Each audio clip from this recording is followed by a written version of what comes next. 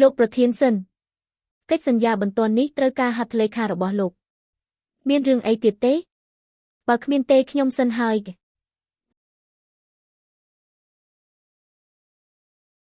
មកវិញហើយហេពេលវេលាល្អណាស់គេផឹកកែវនេះទៅរឿងអតីតកាលឲ្យវាសាបលលាបាត់ទៅស៊ីយ៉ានអូនពិតជាព្រួយចិត្តទទួលយកបងមែនទេអូនមិនចង់ប្រកួតប្រជែងជាមួយវាសនាទៀតទេហត់ណាស់ចាប់ពីពេលនេះទៅអូនក៏នឹងព្យាយាមស្រឡាញ់បងដែរបានទេចាប់ពីពេលនេះទៅមានបងបាទមើលមុខអូនមកបន្ទាប់មកក៏ថាបគ្នានឹងបីចូលបន្ទប់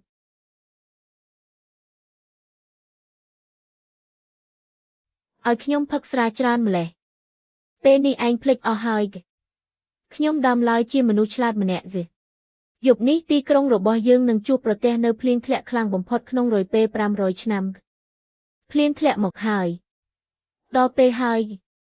ឈុតឡានក្រហមបើកឡើងភ្នំហើយធ្លាក់ជ្រុះផ្ទុះឆេះយ៉ាងសន្ធោសន្ធៅ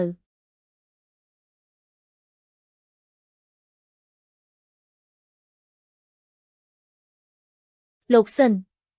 សូមអញ្ជើញមកទីតាំងកើតហេតុជាបន្ទាន់គឺយប់មិញមានភ្លៀងធ្លាក់ខ្លាំងពេលអ្នកនាងឈឺយ៉ានបើកឡានចេញក្រៅក៏ធ្លាក់ចូលទន្លេហើយឆេះផ្អើលមិនអាចទៅរួចទេ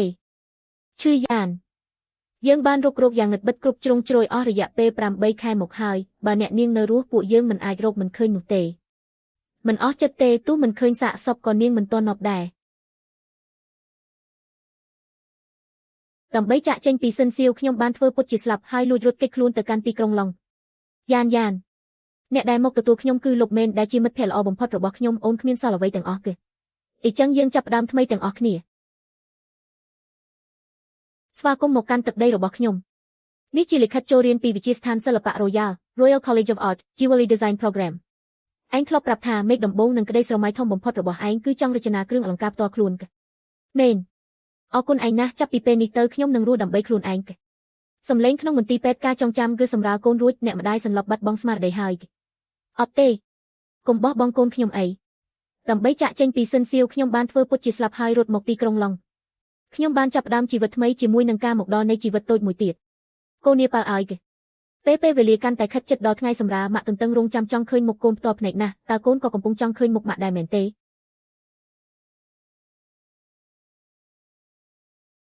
អាហាកុំបោះបង់កូនអីប្រឹងឡើងចិត្តចេញមកហើយអាហាខ្ញុំទ្រាំមិនបានទេអ្នកម្ដាយសន្លប់បាត់ស្មារតីហើយមែនយ៉ានឯងដឹងខ្លួនវិញហើយជាកូនស្រីមុខមាត់ស្អាតណាស់មើលទៅទំនងជាងប៉ារបស់វាទៅទៀតពេលបានឃើញមុខកូនពិតប្រាកដទើបខ្ញុំដឹងថាគាត់គឺជាពន្លឺតែមួយគត់ដែលខ្ញុំបានទាញយកចេញសុបិនអាក្រក់នោះជាហេតុផលដែលធ្វើឲ្យខ្ញុំត្រូវបន្តរស់នៅក្បែរកូនឈ្មោះជើនីង Jennings ម៉ាក់សង្ឃឹមថាកូននឹងមានសេចក្តីសុខសាន្តគ្រប់ពេលវេលាជឿនាងកូនសម្លាញ់ទេជឿនាងអើយត្រូវតែទទួលស្គាល់ខ្ញុំជាម៉ែធំហើយចាប់ពីពេលនេះទៅមានខ្ញុំចាំការពារពួកយើងទាំងពីរនាក់ដើម្បីជួយសង្គ្រោះអតិថិសង្សារខ្ញុំសុខចិត្តសម្រាលកូនរបស់បុរសផ្សេងម្នាក់ទៀតយ៉ានមិនស្រួលខ្លួនទេសិនសៀវបានតាមរកឃើញទីតាំងពួកយើងនៅទីក្រុងឡុងហើយ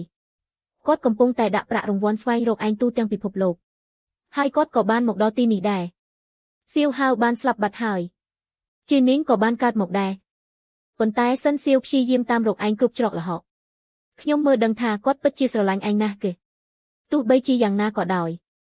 ពេលនោះច្បាស់ជាមានថ្នាំព្យាបាលរោគប៉ុន្តែចុងក្រោយសៀវហៅមិនបានប្រើវាទេខ្ញុំតែងតែគិតថាគឺជាគាត់សិនសៀវដែលមិនចង់ឲ្យសៀវហៅរស់បន្តទៀតខ្ញុំដឹងថាខ្ញុំគ្មានភស្តុតាងប៉ុន្តែសៀវហៅបានស្លាប់បាត់ទៅហើយ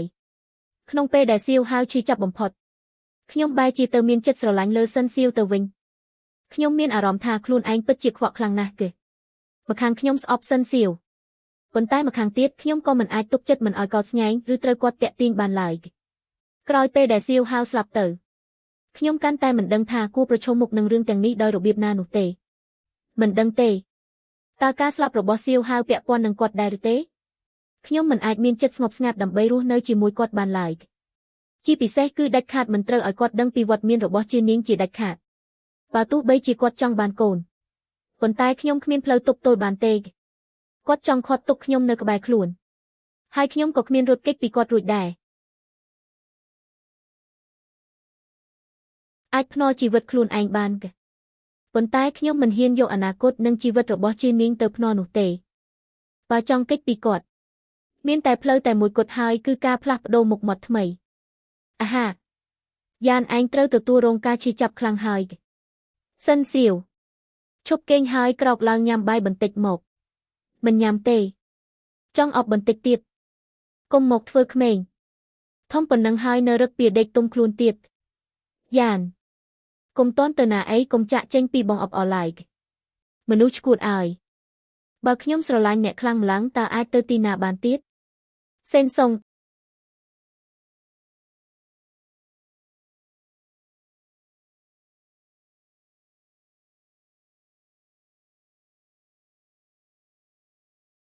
Assistant តើខាងទីក្រុងឡុងមានដំណឹងអ្វីខ្លះហើយបាទលោកប្រធានទីក្រុងឡុងទើបតែទទួលបានដំណឹងថាបានរកឃើញស្ត្រីជនជាតិចិនម្នាក់ដែលមានមុខមាត់ស្រដៀងនឹងអ្នកនាងស៊ូខ្លាំងណាស់ហើយឥឡូវនេះកំពុងស្ថិតក្រោមការស៊ើបអង្កបន្ថែមយ៉ានសិនសៀវបានតាមដានដឹងដល់ទីក្រុងឡុងហើយប្រសិនបើចង់គេចពីគាត់មានតែផ្លូវនេះទេប្អូនប្រុសរបស់ខ្ញុំគឺលូស៊ីងយេលូឆេងយី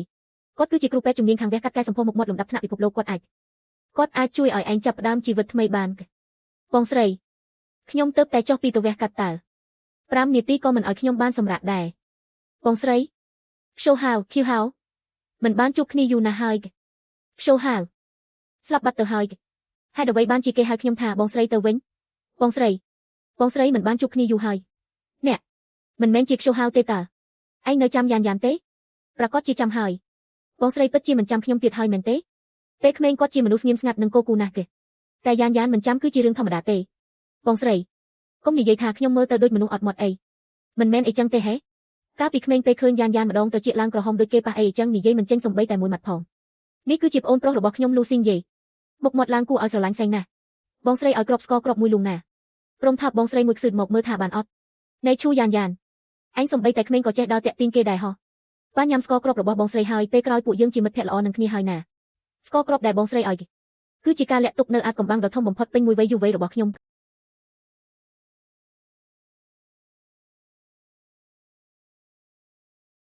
បងស្រី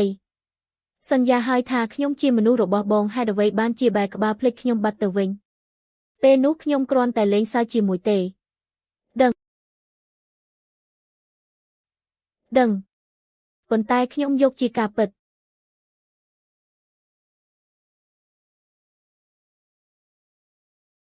បានហើយឥឡូវមិនមែនជាពេលមកជែករឿងចាស់ទេមុខមាត់មួយនេះតើបងប្រកាសជាចង់ដូរពិតមែនឬបើចង់ដូរគឺរឹតតែលឿនកាន់តែល្អប៉ាត្រឡប់មកវិញហើយនឹកខ្ញុំខ្លាំងម្ល៉េះកូនស្រីកំពុងមើលផងនឹងខ្ញុំក៏ចង់យកដែរខ្ញុំក៏ចង់បានដែរមកប៉ាអប់ទាំងអស់គ្នាតើហេតុអ្វីបានជាការរស់នៅជាមួយមនុស្សខុសគ្នាធ្វើឲ្យជីវិតមានន័យខុសគ្នាដែរនោះពេលមនុស្សដែលស្រឡាញ់អ្នកត្រឡប់មកផ្ទះវិញផ្ទះក៏ភ្លឺស្វាងឡើងបែបនេះឯង